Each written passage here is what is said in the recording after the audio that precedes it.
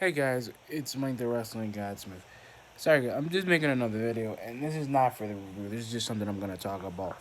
And actually, I don't know if Steven Larson's are gonna bring it up tomorrow or tonight, or even on Tuesday or Wednesday. Listen, I'm sorry. This is bugging me, and I'm not making. This is not gonna be. This is gonna be rain. This is just for a rain chat segment. I think. Listen, I think Brock Lesnar being Money in the Bank has been the most controversial subject ever since in 2019, since like the controversial thing that Seth did at WrestleMania. And you know what? I'm just like, you know what? Where are we going with this? See, where are we going with this? And I think WWE is disconnecting again. I do because you know what? What culture was right? Wrestle Talk is right. Wrestling Observer, everyone is right, and this even Bubba Ray is right. You know this freaking main event should have been for the new talent like NXT, like Ricochet, Ali, um, Andrade, all these dudes that came in here, Randy, all them dudes that came in there to earn their spot. And this big hulking dude comes in here who is, I'm Brock Lesnar, I'm the beast, I need somebody to fight. Really? Go to AEW, go to UFC, go to any of these places and you'll get something. But no, you want to be Universal Champion because you feel you deserve it. That's your right. No, I don't understand it, bro. I don't get it.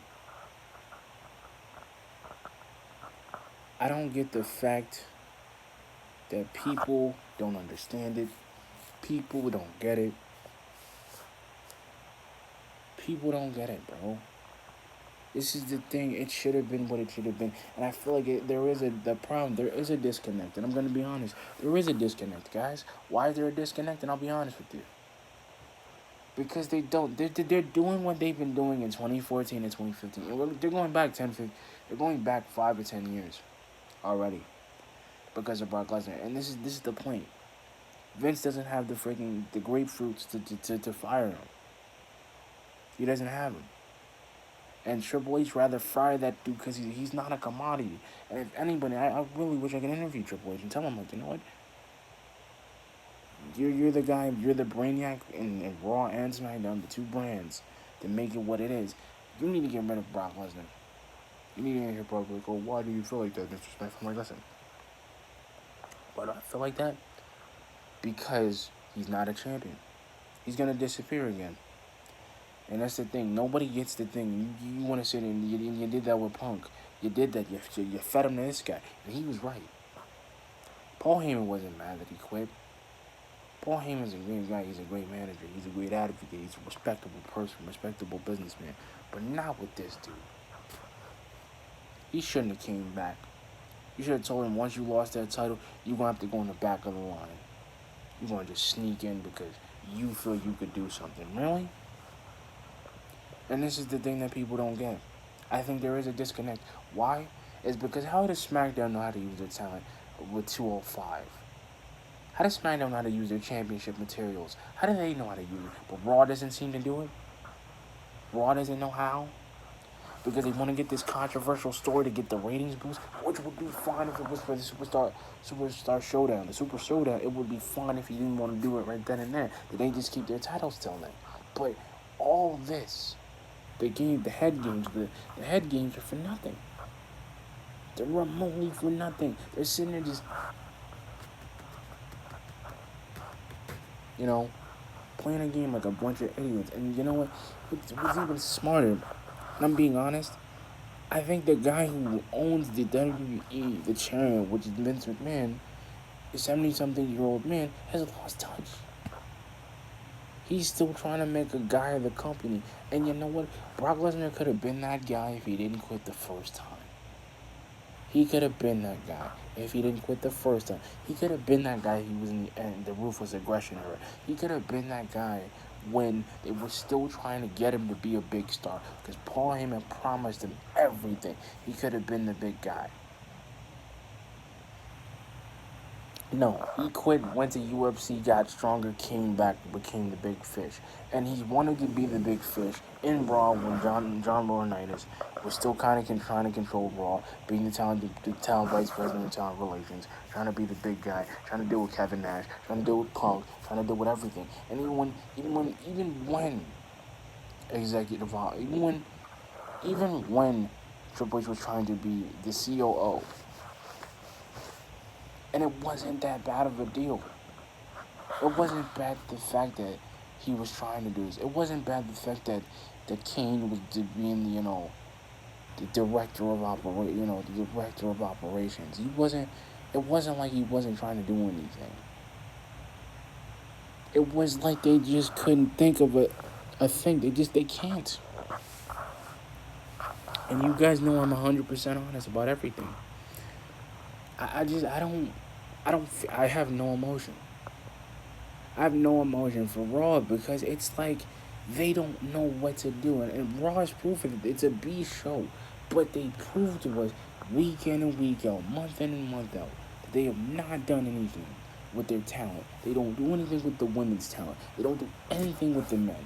They got rid of the biggest thing they could have had. They could have brought Seth to SmackDown, and he could have been something on SmackDown because he probably would have made something of himself. It wouldn't have been a problem. It wouldn't have been. But remotely, they're sitting there just playing like a bunch of idiots playing around thinking, oh, you know what? Maybe we can do this. Oh, you know what? Maybe we can do that. Oh, you know what? Maybe we can actually make this work to our advantage. No. It shouldn't have been that way. This is the point. Why bring this NXT talent up to the main roster to earn bigger titles if you're just going to keep giving them the Brock? What is the point? That's the thing. There is a disconnect. And before anybody says on anybody, shout out to Stephen Larson. I respect all your videos. Shout out to Wrestle Talk. Thank you guys for giving me all this information. Thank you for all the information. All Bruce Pritchard, David Meltzer. Thank you. And people at WrestleZone, Colt Cabana, all these guys. And I'm being honest, guys. It boggles me. It boggles me that we're working hard, and I'm speaking the truth. I'm speaking the truth because they're not using it, and this is because of the lack of direction. There is no direction in the WWE. There never was, because Vince thought there always would be. No, there isn't a direction because you try to hire some people that know what they're doing. You don't even have a general manager for Raw. You don't. Triple H has got to be the general manager, play the general manager role, and then he's got to play the general manager. Plus this, plus that, plus this, plus that. No. And this is what I mean. It shouldn't just be one guy, one person, one over here, doing this. It shouldn't be. But remotely, it is. Because they don't know what they're doing. They don't know what they want. They're not even making any sense. And I'm being honest. You know why I think there's a disconnect? Because the NXT call-ups are good. For any NXT super, Johnny Gargano, Tommaso Ciampa, anybody. And here's my biggest thing. Right? SmackDown's going to get the biggest NXT talent, which is going to be Aleister Black. How do I know this? Because he's making promos on SmackDown. The brother gets freaking... He's going to be on SmackDown. Matt Riddle's probably going to go to SmackDown. Johnny Gargano's probably going to Raw. And that's the thing. They're not going to do nothing with that dude, bro. Because they don't know how to do anything. It's the same thing with Nikki Cross. They don't know how to do anything with her. They can't put her in the title picture. They don't know how to put her in the title picture because it's all about Becky. So she's reduced to being a sidekick to freaking Alexa Bliss, like it's comic relief, knowing she's very talented, knowing she's very good. It was the same with Ember, the same with Nia Jax. They don't know how to use them. And Ember actually got to be in the match and freaking Money in the Bank on SmackDown, rather than Raw. And the thing is, Bailey can defend the title and get new rivalries with Ember and Charlotte and the rest of them. And all these stacked women division that they're gonna get, which is Mandy Rose, Sonya Deville, everyone. And it's not just the same because Sasha's not doing anything.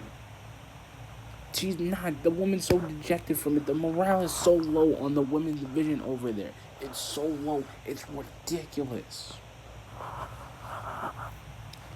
And I'm gonna hit you guys. It's not gonna be a long video, guys. I promise you. I'm gonna hit you guys with a couple of things. The women's division on Raw is the worst women's division on Raw I've ever seen. And I'm actually gonna give you guys a couple examples. And I got the references. In Ruthless Aggression era, there was tons of women. There was freaking Trish Stratus, Michelle McCool, Stacy Keibler, Lita, Joy Giovanni, Christy Hemming, and then even Ashley, Ashley, God rest her soul, even her, and she was good. Even when she showed up, even when Maria showed up finally, she was good too. And even then, and I'm telling you, even then with Michelle McCool, even then, and Layla, even then Victoria, Ivory, Jacqueline, Lita, all of the people. Even Alundra Blaze, who started the women's division back in the day. Even Bull Nakano, even her.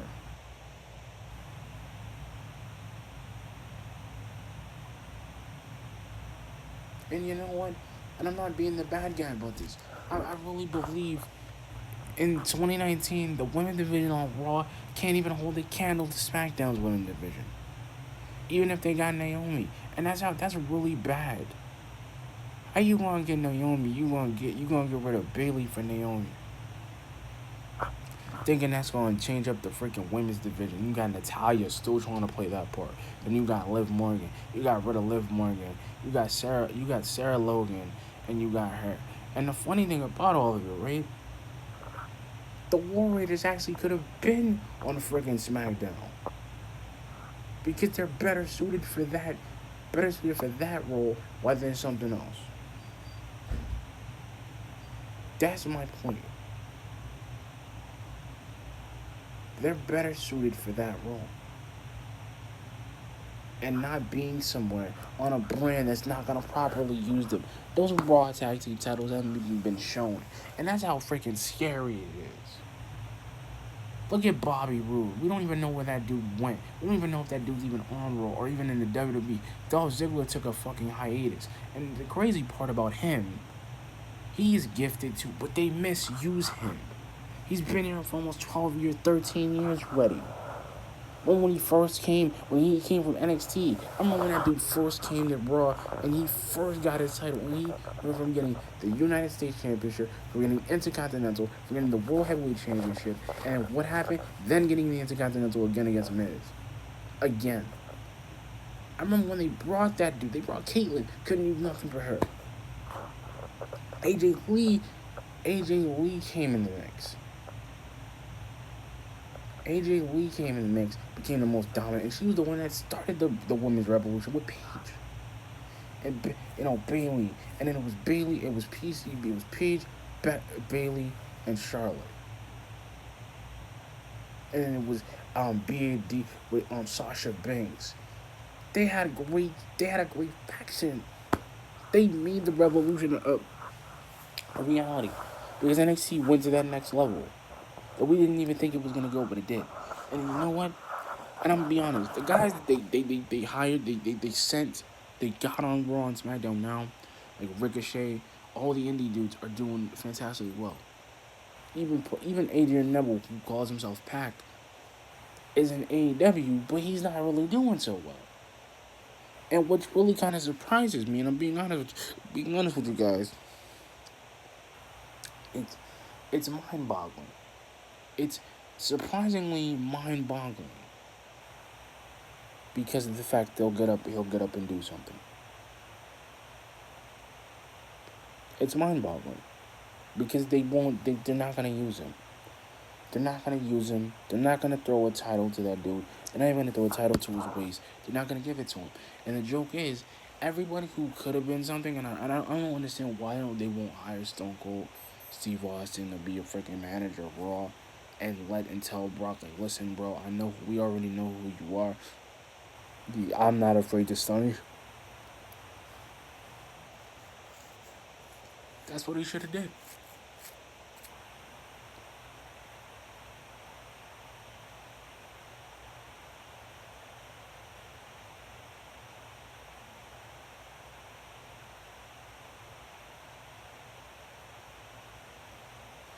That's what I would have did.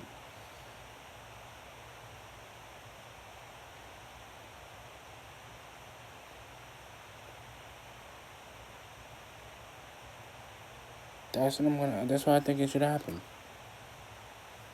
That's what Triple H should be talking. He should be calling Austin to find out, can he be general manager. But anyway, guys, like, comment, subscribe. Peace.